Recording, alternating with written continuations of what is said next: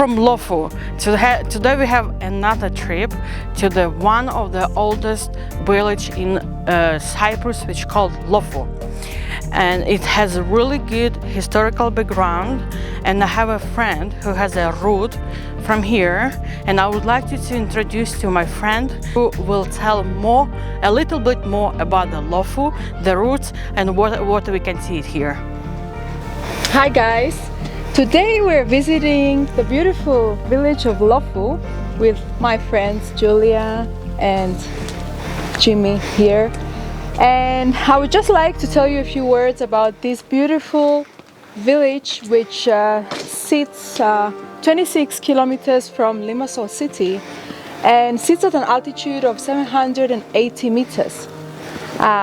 It's actually located in the district of Limassol, and it is very well known for its old picturesque architecture and its many cobbled streets. Also, I would like to tell you from where Lofou Village took its name. In Greek, the word Lofos means hill, and just because Lofou Village is sitting on top of a hill, it took its name and it's called Lofou. Among two of its more interesting sites include the Lofou Old School and the small agricultural museum. There is another two religiously significant monuments that are definitely worth mentioning.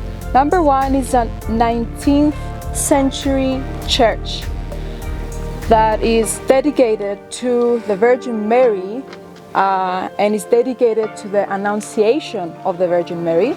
And number two is a small chapel dedicated to Prophet Elias, where it's actually believed that the icon of Prophet Elias has miraculous powers and it stops the rains from destroying the crops.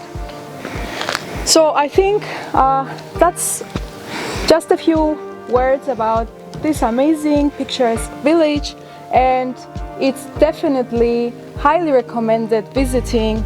And if you are ever in Cyprus, you should definitely take a visit. You can easily get here by car. So thank you guys.